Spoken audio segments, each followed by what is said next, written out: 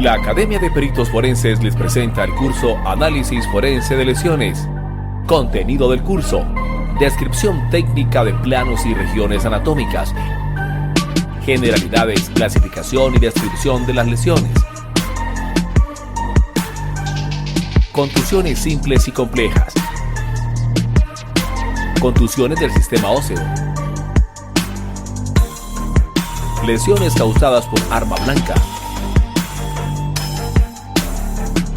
lesiones producidas por calor o frío, generalidades de lesiones producidas por arma de fuego. Instructor encargado: Dr. Fabio Avendaño Ayala, médico especialista forense, Instituto Nacional de Medicina Legal y Ciencias Forenses Colombia. Especialista en valoración del daño corporal, Universidad CES. Especialista en Ciencias Penales y Penitenciarias, Universidad San Buenaventura. Docente universitario y conferencista internacional. Y recuerda que somos líderes en capacitación y asesoría en las ciencias forenses y médico legal. Bienvenido.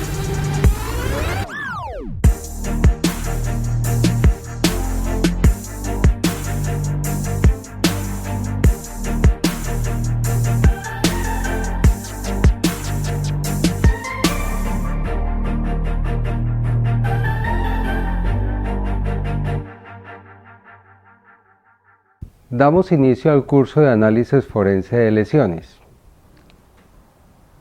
Para esta primera parte del curso vamos a entrar en esas generalidades que tienen que ver con los planos anatómicos, con posiciones anatómicas, porque es fundamental que entendamos este concepto para que finalmente podamos hacer una descripción de lesiones adecuada. Veamos entonces. El primer concepto que tenemos que tener es qué es la posición anatómica. La posición anatómica, como ustedes lo ven en la imagen, es una posición donde se debe estar de pie, con la cabeza erecta, sin ninguna inclinación, ojos abiertos mirando al frente, al mismo nivel de la persona que lo observa, brazos extendidos a los lados del cuerpo, palmas hacia adelante con el dedo pulgar hacia el exterior, y las piernas extendidas ligeramente separadas. Los dos pies deben estar paralelos. Esa es la posición anatómica. ¿Qué quiere decir la posición anatómica? Que no importa la posición en la que yo encuentre un cuerpo, siempre para poderlo describir me lo imagino que está en posición anatómica. No importa que yo lo encuentre en diferentes circunstancias, siempre nos lo imagino de esta manera. ¿Para qué o qué objeto tiene esto? Que lo derecho de ese cuerpo siga siendo derecho, que lo superior siga siendo superior y así sucesivamente, y no que digamos, por ejemplo, que tiene la cabeza en la parte inferior, que eso por posición anatómica es absolutamente imposible. De pronto podemos decir que con la cabeza está en inclinación inferior con respecto a sus miembros inferiores o alguna situación que tengamos que excluir de esta circunstancia. Pero la posición anatómica es fundamental para la descripción adecuada de lesiones, sobre todo desde el punto de vista forense. Bien, para esto entonces tenemos que entender que hay unos ejes anatómicos. Hay un eje que lo denominan el eje corporal, que es básicamente ese eje que va desde el vértice de la punta de la cabeza, de lo que llamamos el vértex, que pasa a nivel de la sexta vértebra cervical y que se dirige en sentido longitudinal a pasar por la primera vértebra lumbar y de allí por el centro de gravedad de la pelvis y que se dirige hacia la línea media de los miembros inferiores. También tenemos un eje que lo llamamos de la mano o del pie, y es una línea longitudinal que va por los miembros superiores o inferiores y que va a pasar por el tercer dedo de la mano o por el tercer dedo del pie. Eso como ejes anatómicos. Bien. Existen también los planos anatómicos. Los planos anatómicos tenemos un primer plano que es el que lo conocemos como el plano sagital. El plano sagital, digamos, yo quiero corregir este término, porque es que el plano sagital, voy a explicarle, ese plano es mejor denominado plano medial. El plano medial es esa línea vertical que atraviesa un cuerpo por toda la mitad y que lo está dividiendo en derecho e izquierdo. El plano sagital tiene la característica diferente al medial, que el sagital son líneas paralelas a la medial que se van haciendo, como cuando hacemos una escanografía que dice por planos sagitales o se hacen cortes sagitales, está haciendo referencia a esta circunstancia. Adicionalmente tenemos entonces un segundo plano, que es el plano frontal, que también le decimos plano coronal. Ese plano frontal o coronal es una línea vertical también, pero perpendicular a la medial, que me va a dividir un cuerpo en dos partes, una parte anterior y una parte posterior. Y es fundamental también para que nosotros podamos definir qué está anterior y qué está posterior. Esas son líneas, y esos los planos son líneas imaginarias que debemos hacerlo para poder hacer la descripción. Y lo mismo con el plano transversal. El plano transversal simplemente es una línea horizontal que me está dividiendo el cuerpo en dos, una parte superior y una parte inferior. Bien. Esto lo podemos hacer, obviamente, si estamos hablando de toda la estructura corporal o de un segmento corporal también. Como pueden ver en la imagen, tenemos solamente un cráneo. El cráneo también tiene su plano sagital, su plano frontal, su plano coronal y así sucesivamente. Bien. Las ubicaciones anatómicas, entonces, básicamente cuando decimos axial se está refiriendo al eje central del cuerpo. Entonces el plano axial corresponde o ubica lo que es cabeza, cuello, tronco, pelvis, en fin. Y el plano abaxial hace referencia básicamente a que se aleja del axial, o se aleja del plano central, y entonces por esa razón abaxial serían más bien, por ejemplo, los miembros superiores, están abaxiales, o los miembros inferiores. Bien. Interno significa que está cerca a la línea media, y lo contrario, es decir, que se aleja de la línea media, es externo. Hay que tener cuidado que se parecen con esos dos términos que siguen a continuación, que es interior y exterior. Interior significa por dentro de, mientras que exterior significa por fuera de. También tenemos cefálico, que se hace referencia a la cabeza, y caudal, que hace referencia a la caudal, significa como cola, o sea, cefalocaudal significaría como de la cabeza hacia la cola, de la cabeza en sentido inferior.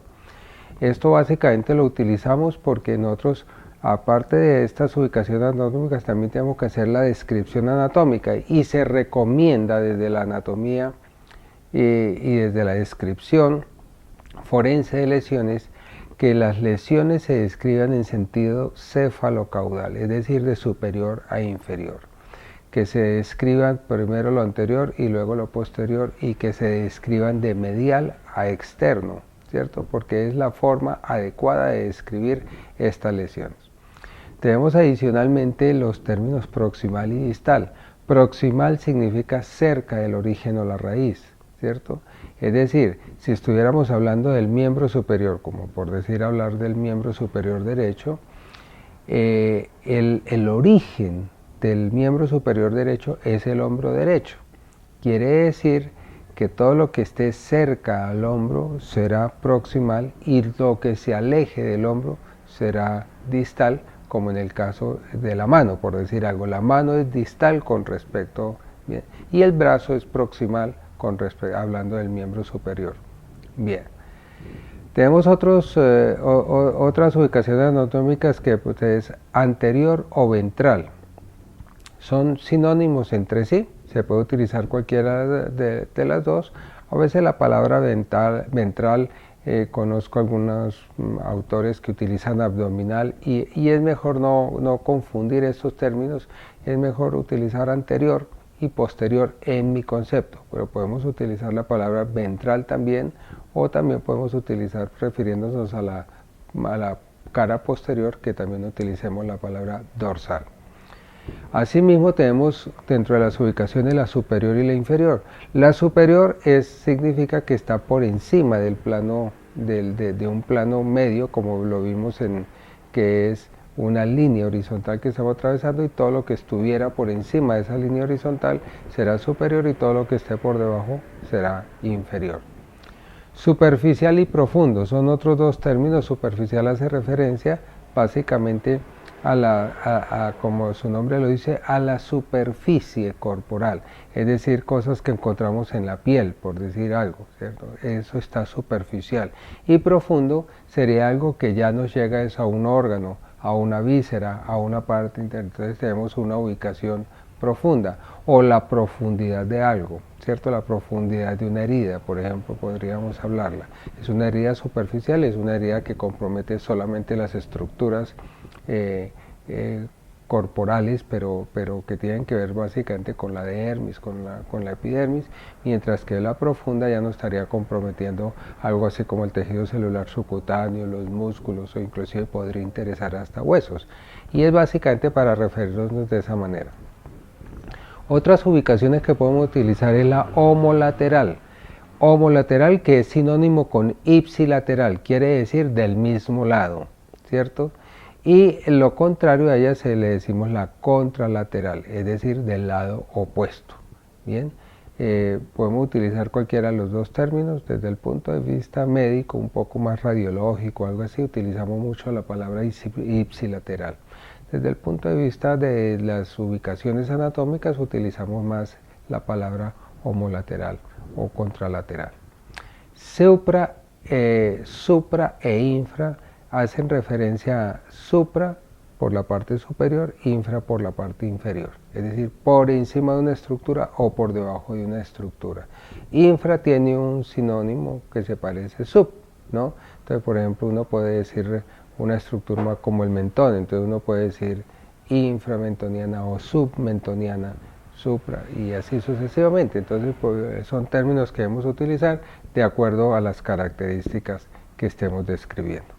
Bien, veamos entonces ahora que hay unos puntos de referencia en el cuerpo humano que nos sirven básicamente para que podamos describir adecuadamente, por un lado, y por otro lado porque nos van a dar puntos de referencia que nos van a permitir separar qué es derecho, qué es izquierdo, en fin, con unas líneas que ya vamos a ver.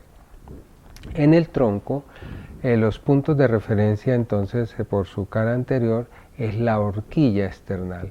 La horquilla esternal es esa depresión que tiene el esternón, una depresión que tiene el mango del esternón, ¿cierto? Es una pequeña, como una pequeña concavidad que se arma allí, y que ese es un punto de referencia.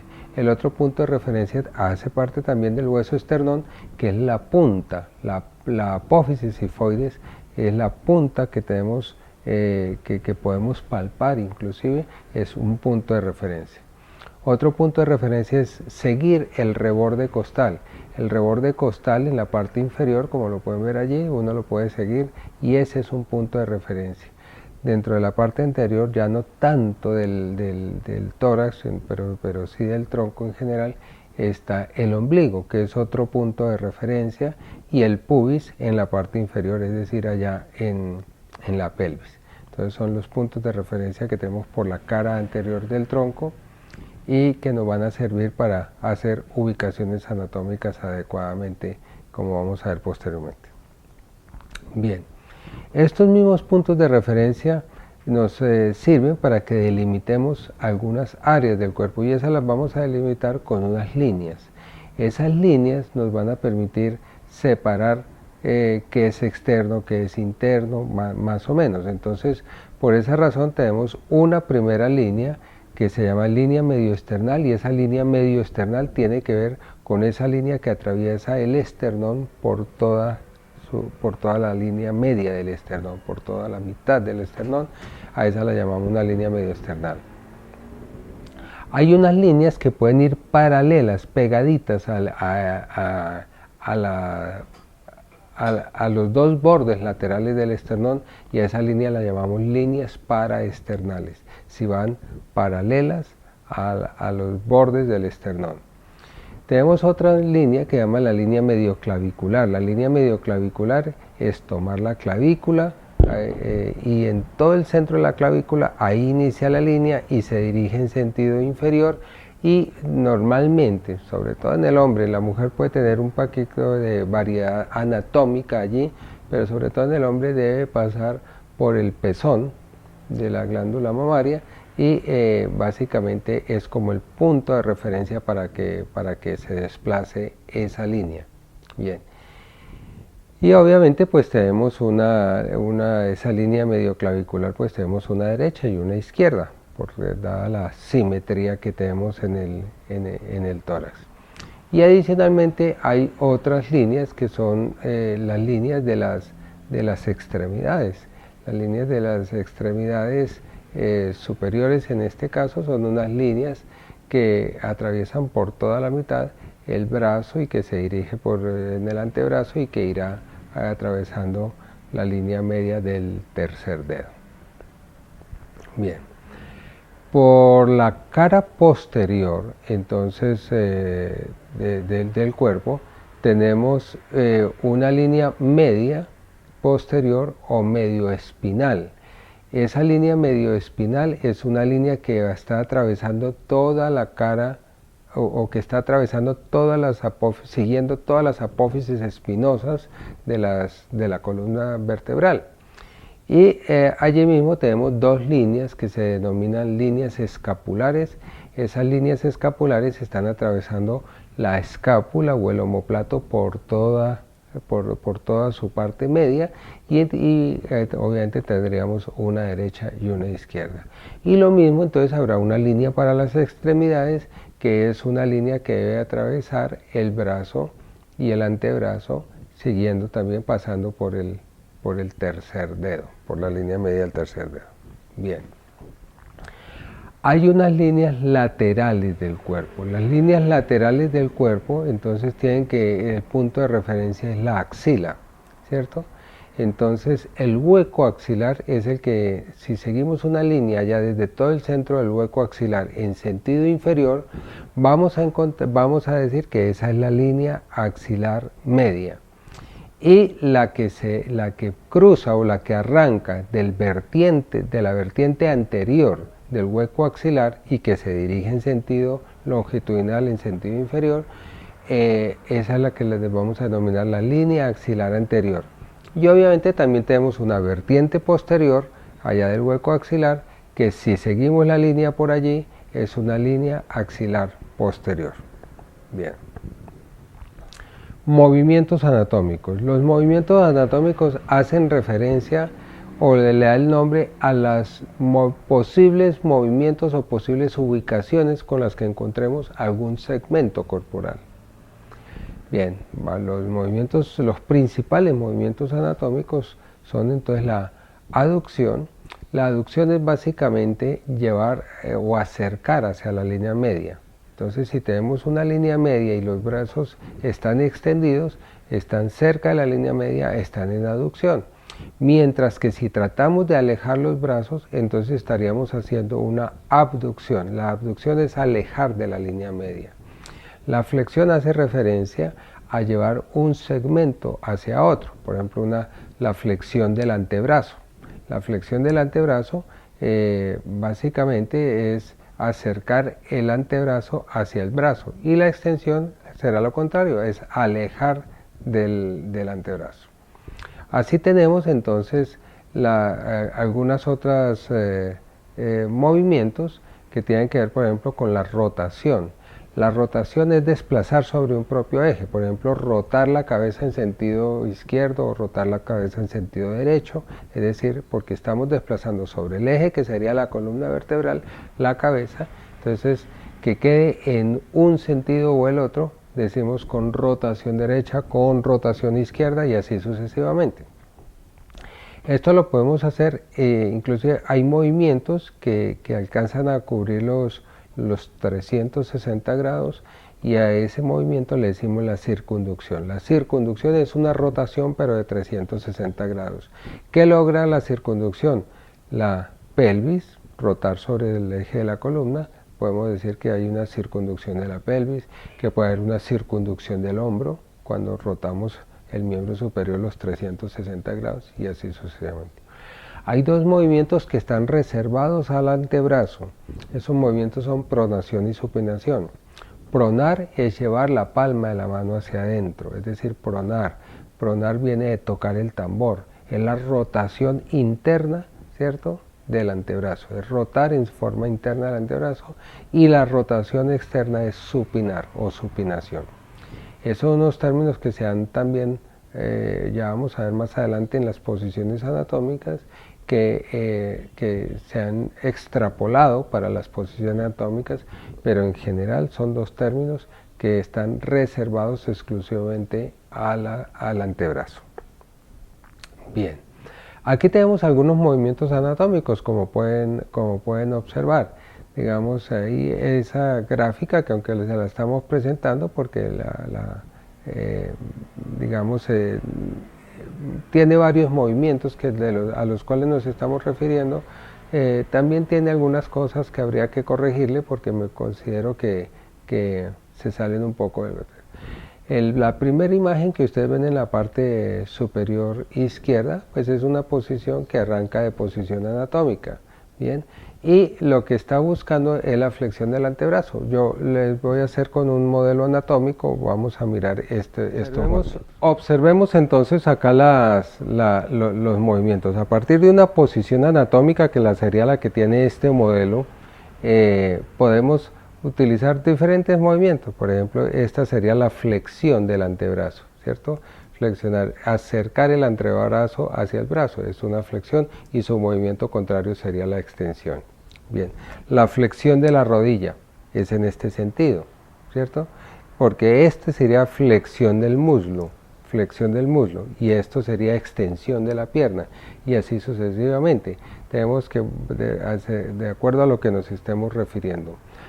Aquí los brazos están en aducción, sin embargo esta posición también la llamamos aducción, porque la posición de abducción del antebrazo sería esta, es alejar el brazo de la línea media, es lo que denominamos la abducción.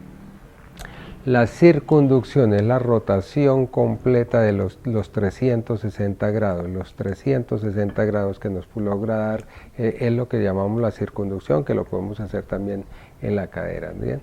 Aunque la gráfica dice que esto es extensión de la pierna, bueno, la pierna está en extensión, pero si ustedes observan el movimiento que está haciendo el muslo es una flexión, porque la extensión del muslo sería esta, ¿bien? Entonces por eso decía que hay que corregirle algo pues a esa imagen, aunque me pareció muy representativa y por eso la trajimos. Bien, bueno, entonces vamos a darle continuidad entonces a las descripciones. Bien, entonces hasta acá ya tenemos movimientos anatómicos, y veamos ahora las posiciones anatómicas. Las posiciones anatómicas básicamente desde el punto de vista anatómico son las que ustedes están observando allí, porque tendríamos otras descripciones que normalmente describen algunos autores, pero que tiene que ver con estar en suspensión, con estar en inmersión. Eso desde el punto de vista forense, obviamente sí son situaciones de circunstancias del modo como podamos encontrar un cuerpo, pero que no tiene que ver con una posición anatómica. Las posiciones anatómicas básicamente es que una persona pueda estar de pie, primera posición, ¿sí? Que esté sedente, sedente hace referencia a sentado, está en posición sentado. En algunos casos puede ser que esté sentado con la inclinación del tórax en sentido y la cabeza en sentido anterior, que es a lo que le hemos denominado el Fowler. Sin embargo, también hay una posición que se llama semi-Fowler, y es si a partir de sedente el tórax y la cabeza se nos dirigen en sentido posterior. El decúbito hace referencia a lo que denominamos comúnmente acostado. El término técnico desde el punto de vista anatómico es decúbito, y ahí aclaramos si es decúbito ventral o decúbito dorsal, y que como ya les había dicho anteriormente, extrapolaron para estas posiciones anatómicas dos términos que tienen que ver con prono o supino, que ya habíamos dicho que prono es la rotación interna del antebrazo, pero en este caso extrapolaron el término y uno puede decir decúbito prono, que está haciendo referencia a lo ventral, es decir, que la parte anterior del cuerpo se encuentra en contacto con la superficie que lo sostiene, o decúbito supino, que es lo mismo que decir dorsal, es que todo el dorso, toda la cara posterior del cuerpo, se encuentre en contacto con la superficie que lo sostiene. Allí faltaría decir que también podemos encontrar un cuerpo en decúbito ventral, perdón, en decúbito lateral. Y por el decúbito lateral es que encontramos que es la cara lateral del cuerpo la que se encuentra en contacto con la superficie. Y lo que hay que aclarar es si el decúbito lateral, derecho o izquierdo, es decir, cuál es la parte que está en contacto con esa superficie, la parte derecha o la parte izquierda. Hay una posición que también la conocemos como genopectoral. Esa posición genopectoral es básicamente estar de rodillas con la inclinación del tronco en sentido anterior y se deja expuesta entonces toda la parte genital, entendiendo como o incluyendo como genital también las estructuras glúteas. Entonces es esa posición que ustedes ven en la parte inferior izquierda, esa está representando la posición genopectoral. Y otra posición que se ha adoptado también de la posición fetal, entonces se dice está en posición fetal, que es básicamente que los muslos estén flexionados hacia el abdomen, que las piernas estén flexionadas sobre el muslo, que los brazos los antebrazos puedan estar flexionados sobre los brazos. Esa es una posición fetal independientemente que esté en decúbito, en sedente, en fin. Pero a eso nos estamos refiriendo con la posición fetal.